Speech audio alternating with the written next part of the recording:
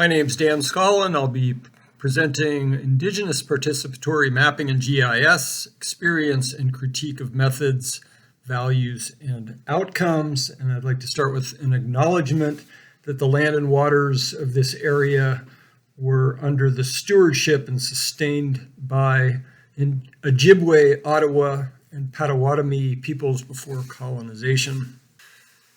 Mapping has historically been the science of princes, a quote from Harley, and maps reveal power relations, the imposition of knowledge, and are influenced by social relations at various levels. And mapping, as we know it today, grew out of this period of exploration that came originally out of Europe and was extractive by its nature.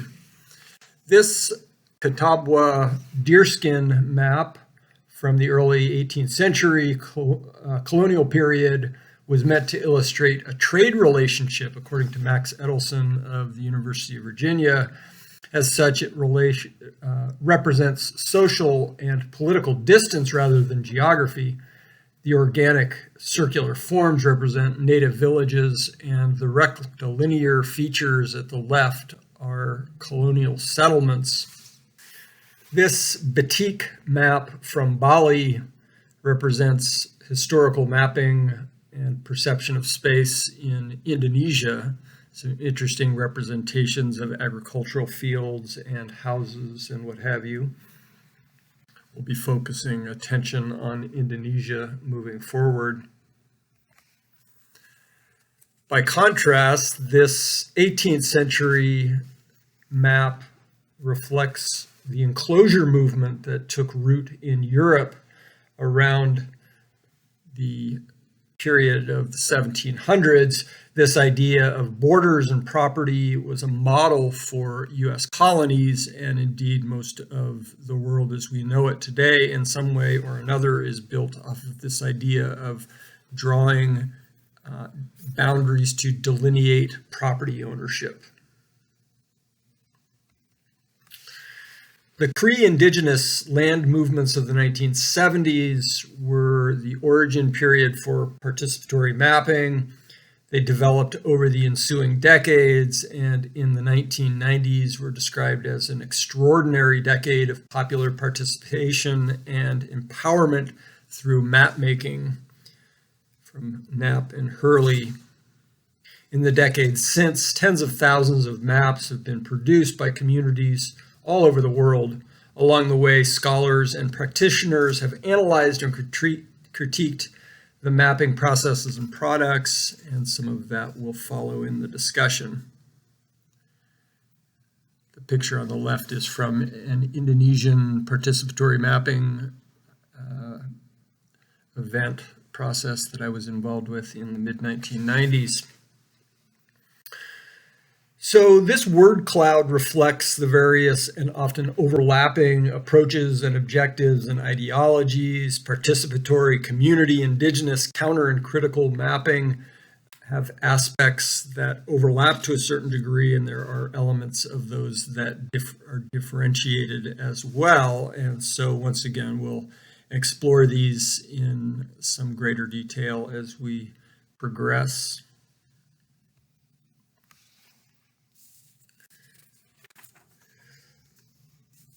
So you have some photos from an early workshop in Malaysian Borneo that I led in 1995. And on the left-hand side, you see images that reflect more of an analog process using maps, printed maps of the region, blow-up globes, tapes, plotting out of coordinates and what have you. On the right-hand side, you can see our early efforts at teaching GPS and GIS to selected younger folks, sort of following a train the mappers, train the trainers kind of model. And those folks then took this out into villages around the region in the decade, several decades to follow. A few screenshots here of a mapping manual that we produced, and I would like to suggest that these represent some sort of analog approaches to mapping and understanding the nature of maps and mapping. This first illustration shows an oblique view in the top and then a bird's eye or plan view, the way maps typically represent things on the bottom. We can talk about coordinates by illustrating where one sits on a simple grid and describing the measurement of distances, directions using a basic magnetic compass, slope corrections, and the plotting of traverses using stations with distance and direction that then in turn are used to eventually construct a map such as this sample community map. This was a mapping manual that the Borneo Project produced in 1995. A few sample maps from the period, just wonderful hand-drawn map from the Penan of the interior parts of Borneo. A surveyed and hand-drawn map that was one of the first produced indigenous participatory maps in the Sarawak state of Malaysia, North Borneo, and then a GIS produced map from another community in the area. So the maps that were produced resulted in a number of responses. In 2001, Malaysia brought about a new law that made it illegal to produce community maps because there was success in the courts. And subsequently, Indigenous in Borneo win a landmark court ruling over land rights in 2010. And then we have seen another success recently, as reported by the Borneo Project, from the beginning of this year, where a large timber conglomerate, Samling, withdrew its operations from the Baram River region, where indigenous rights have been an issue since our early days of mapping in the mid-1990s. I want to give acknowledgement to Jeff Fox from the East-West Center, who was a mentor of mine and a leader in participatory mapping, and he was one of the editors on this compendium of mapping communities. And Jeff led a project in Cambodia that developed a GIS and from interviews, aerial photographs, GPS, and participatory rural appraisal techniques. And among his conclusions was that the mapping of boundaries conflicted with traditional systems of overlapping boundaries and often governed by a complex system of taboos and spiritual regulations. So participatory mapping, not surprisingly, have evolved significantly.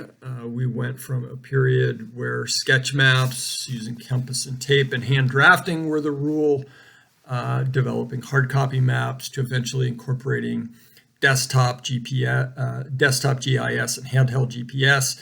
Now we've moved into a period of cloud computing.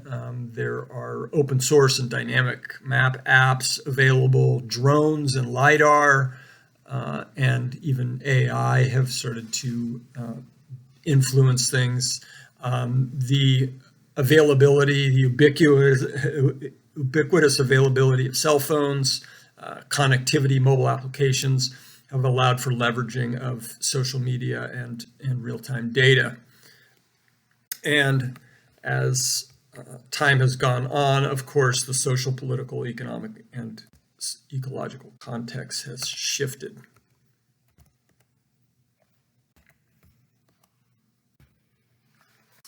Whose woods are these? Countermapping forest territories in Kalimantan, Indonesia, a seminal paper from Nancy Pelosi, and she cited that mapping of forests is an intrinsically political act, whether drawn for their protection or production. They are drawings of a nation's strategic space. Counter maps have the potential for challenging the omissions of human settlements from forest maps, for contesting the homogenization of space on political, zoning, or property maps, for altering the categories of land and forest management, and for expressing social relationships in space rather than depicting abstract space itself. So the Indonesian state has embraced mapping. This is actually a nonprofit organization that's tracking the certification of maps and verification of maps. But you see they highlight 1,000 indigenous territorial maps and 17 million hectares of land that have been mapped. And I wanted to highlight this area in Kalimantan, and this, the state has seen mapping as a strategy to simplify, classify, administer, and measure the nature and people within the state. And I wanted to highlight the fact that in the region that you're looking at in the red box there, that 3 decades ago, Syriat conducted a study analyzing the environmental, social, economic, and geopolitical changes in the Long Uli community, a Kayan village in East Kalimantan. Forest concessions, reserves in a national park were in conflict with traditional land use. These conflicts evolved over time, and now Indonesia has proposed that its capital be moved, and I indicate the current location of the capital of Jakarta and the proposed site to move the capital. An example of the state-sponsored geoportal.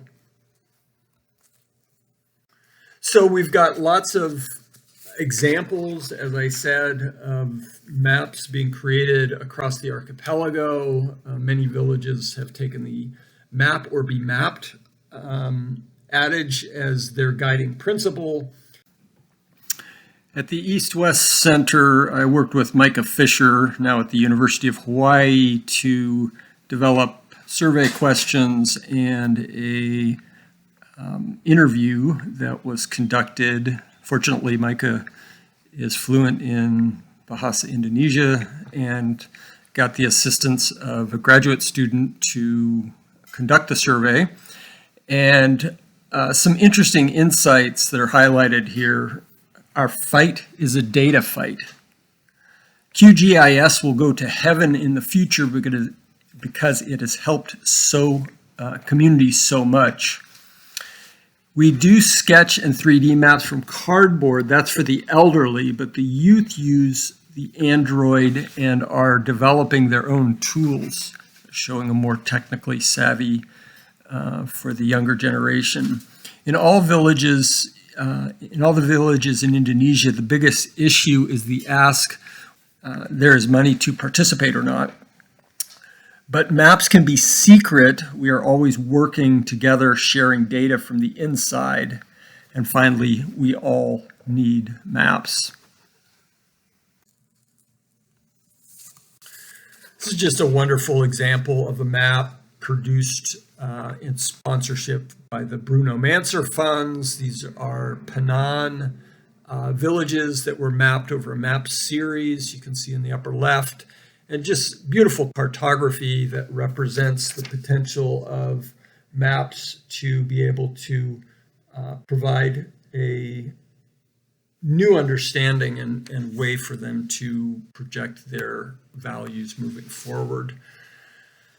I would assert that we have some fundamental differences between the Western Euro-American perspective bordered, extractive, transactional, and so forth, versus indigenous perspectives that are more holistic, relational, egalitarian, communal, reciprocal in their nature, and that this is one of the fundamental challenges that we face. Quoting Wade Davis, for all Dayak peoples of Borneo, the concept of private ownership did not exist. Customary law, adat, dictated that the community as a whole controlled the resource base. Use rights were granted to those who worked the land, provided they fulfilled incumbent ecological obligations. The subversion of this philosophy, the imposition of a foreign notion of tenure, and the wresting of control of land from indigenous peoples have molded the history since the time of the British. And I think the Indonesian shadow puppet is a nice way to serves as a nice metaphor for this idea. In this art form and this mythology, the reality that most of us perceive is only half of the reality. The other exists in the subconscious, in the dream world, in the spirit world. So in thinking about how to reframe maps, I think this atlas of the migrations of the American South that was led by Edward Ayers at the University of Richmond shows a really interesting process, the use of hex bins to show more of a graduated sort of more nuanced reflection of distribution. And I was thinking about this in terms of the Native Land Project, which many of you may have seen before, where overlapping polygons were used. Here we're looking at Northern California. And I was playing around with this idea a little bit and generated hex bins where you have highly overlapping, a lot of overlaps between the areas that were mapped. Again, just as a way to sort of think through how we might better reflect these areas moving forward. All right, some conclusions. Evolving technologies and applications, goes without saying. State and industries may embrace or even co-opt these efforts. Methods are still based on Western and Euro-American norms. We need to develop new methods to better reflect indigenous values and beliefs. Mappers need to have a close consultation and the trust of communities. Skills and resources vary significantly among communities. The challenge of maintenance after experts leave to keep mapping going. The drawing of borders can create community tensions. But all this said, maps offer power to reassert rights to land, resources, culture, and life. And I will send you off with the Indonesian farewell. Terima kasih. Thank you very much. I thought it would conclude with a map that I created of the island of Borneo.